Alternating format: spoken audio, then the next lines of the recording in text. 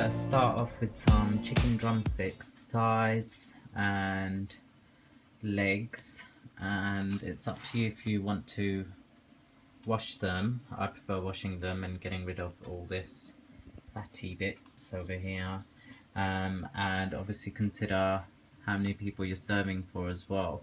And these are just ordinary, bought from the supermarket, and yeah, so let's begin.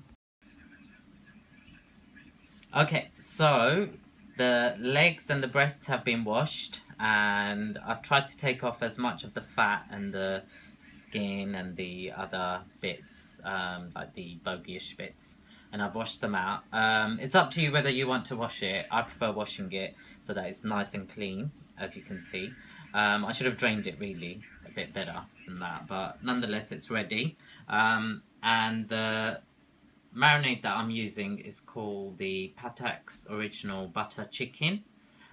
This will serve 4 people, and well, the amount that I've got here, it could easily serve 5, to be honest. And this marinade is reasonably mild, so it should be okay for people who aren't real fans of spicy dishes, so it should be absolutely fine. So just have a closer look at how I've just prepped this meat, and all I've done is run it under cold water, drained the blood and the sinewy bits and the rest of it, so it's ready. And all I'm going to do is give this a good shake, as you do, because otherwise all the oil will gather at the top. You want it nice and mixed, so give it a good old shake, and hopefully it won't bubble over and cause a right mess. So that's all ready, as you can see, the colour. Now I'm just going to add a tiny bit, and I'll apply it to one of the drumsticks so that you can see. And it smells really, it's quite strong smell already, so I might just apply a tiny bit on top of one of the legs, and then you just use your hands and your fingers to rub it in well, and so that it's ready. Okay, so this bit is the messy part. All I'm going to do is just marinate it with my hands and my fingers, like I mentioned earlier, and it is a bit gooey and messy, but you know, some people find it quite enjoyable. But I'm trying to marinate as well as I can, but I've just realised I've totally forgotten to cut little slits in the meat. So what that does is basically it helps the sauce seep in quite well inside the meat, and it means that the sauce and the flavour goes deep inside the meat. So have a closer look. All I'm doing is just marinating it. Okay, so now that I've remembered to make little slits in these pieces of meat, I shall go ahead and do that. Hopefully I'll do it the way it's supposed to. I think you just go across. Oops, I think that was a bit too deep. But I'll go across on the other side as well. And just be careful with your fingers and your hands, whoops, as you're doing it, because as you can see, it is very slippery. Anyway, that should be enough. And then a bit more of the marinade. Blob it on. And then move the knife out of the way. Marinade, yeah, deep inside. Make sure it goes all the way inside. Now, I'm not going to show you every single one of these pieces of meat, because that's going to take forever. So I'll show you the end result. And I'd say roughly, once it starts looking a bit orange or, you know, a bit colourful, I guess that should be enough. And then maybe I might just apply an extra layer just to make sure that it is fully well marinated. Okay, so here you go. So I'm just giving all this meat a good marinating. I have actually cut little slits inside them, along them, but you can't see them. I have got another batch, which I'm not going to do at the moment, I'll do later. But hopefully this batch should be ready soon. And then what I'll do is I will leave it overnight. I'll either wrap it in foil or cling film, and oh, it smells lovely.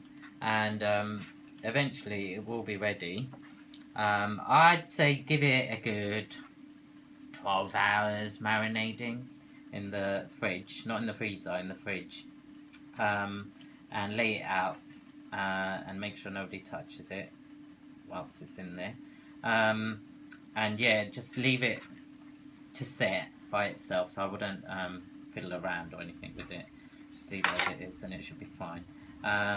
And I have got, if I can just point at that jar, I have got another one of these, just in case, because I might be adding a bit more of the sauce on the meat because I want it done really well.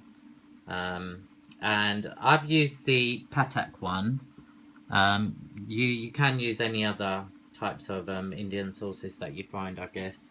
I use patak because I have used it in the past and it's been quite easy to use. It's setting really well. It's got good flavour, and there's a variety of it as well. And you can find it in any supermarket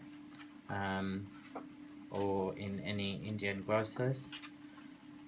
And yeah, then ideally, once it's done and you're ready to pop it into the oven, you can apply your herbs, your extra spices, a few vegetables, tomatoes, onions, grill it or fry it, up to you, experiment. And once this is done, so I'll leave it overnight, tomorrow I'll show you the extra bits that I'll add. So, ta-da!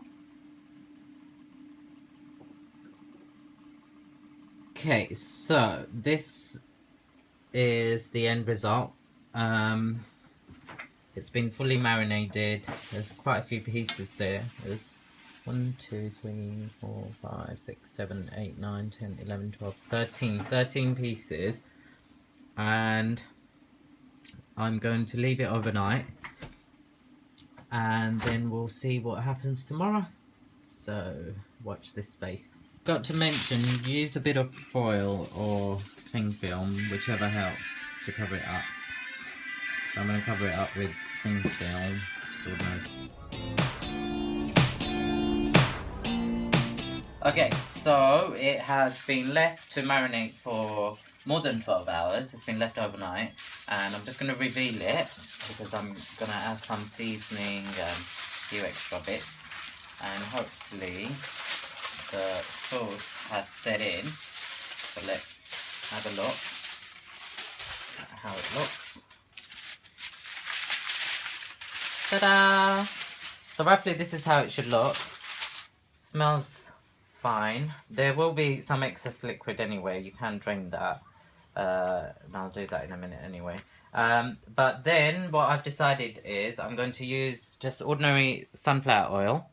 And drizzle it a bit, and as well as that I've created a bit of a herb mix. It's coriander, cloves, a bit of green chilies, and on top of that I've added some garlic and ginger powder. I mean, you can do your own, but you can use the ordinary vegetables, but I've just used the powder to save time.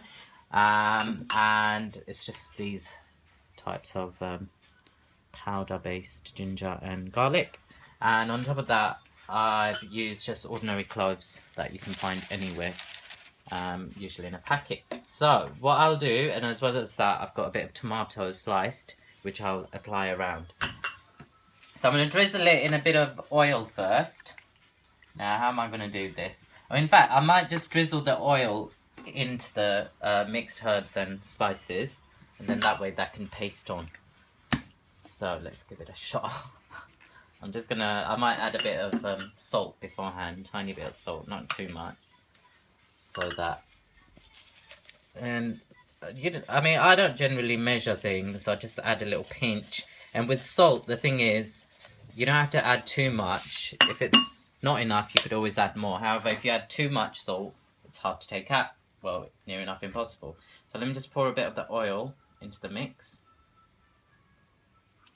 And that's probably what, 4 tablespoons, 5. That should be enough.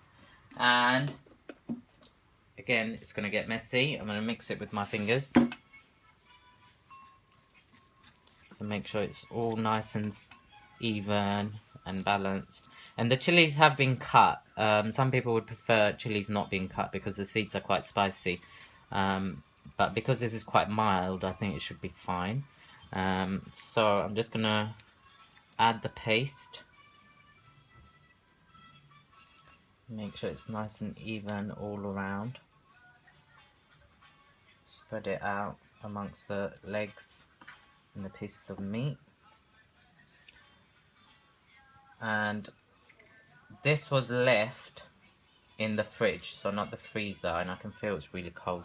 When I leave it in the oven, I'm going to leave it in for, I don't know, an hour and a half at, I'd say, 180.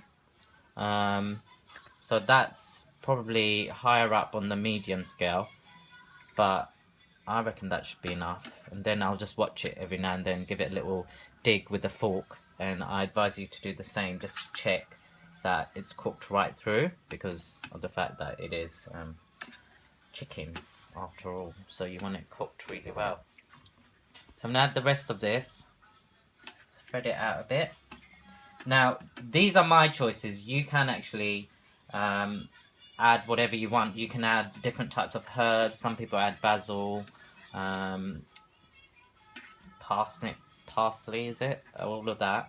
I prefer using this because this is what I'm used to. And this is obviously like a Indian stroke Bengali twist on a normal roast, what you'd cook. So this is like my take on it.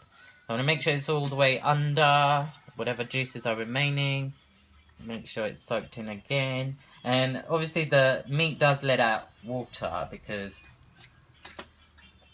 it does contain water, and I just want a bit of the sauce and the oil to penetrate deep inside the meat, so it's not too superficial, and then I'll put it on the roast, and hopefully the slits that I made earlier will help it penetrate. So I'm going to add a tiny bit more oil onto it, but I do have very mucky fingers at the moment, so just give me a minute and I'll show you how to add the oil. Drizzle it with a bit more oil just to help it in the oven.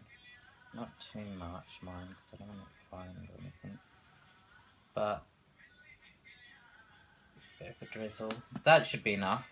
And now it's ready to go into the oven. So I'll show you the after, how it looks after it's out of the oven. Hopefully it's going to come out crispy and well done.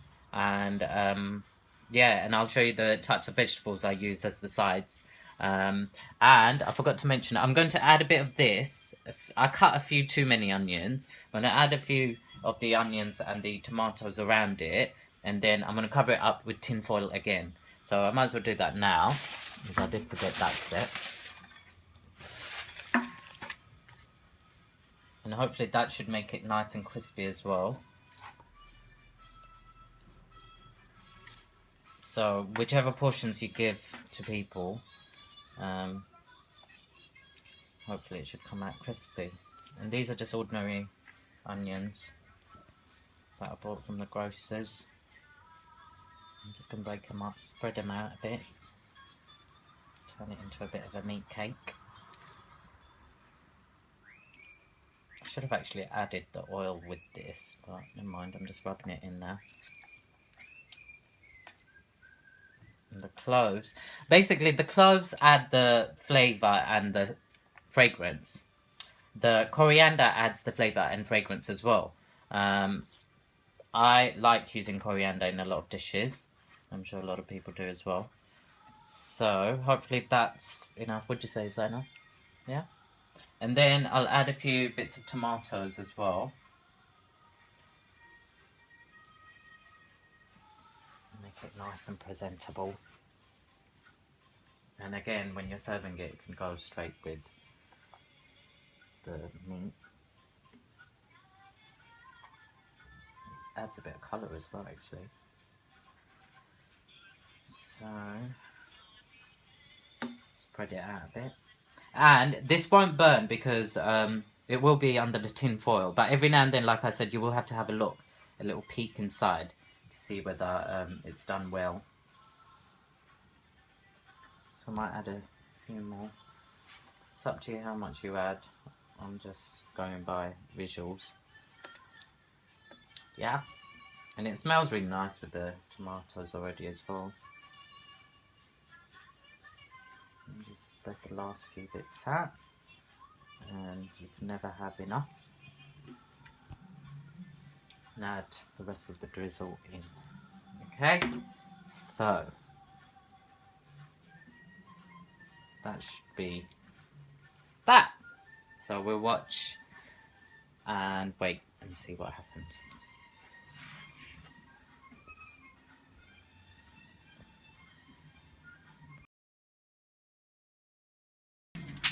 So make a few holes using a knife or anything sharp on the tin foil so that the heat penetrates. I've decided to use the foil with the shiny part underneath so that it kind of cooks it better.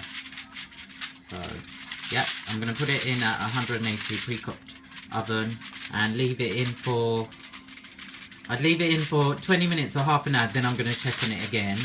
And then again, I'll let you know how long it takes for mine because I'm not completely sure, to be honest. So we'll give it a shot. Okay, so I left it in the oven for half an hour with the foil on, but I've taken the foil off and now I'm gonna put it in without the foil, and it's at the moment at 215 degrees.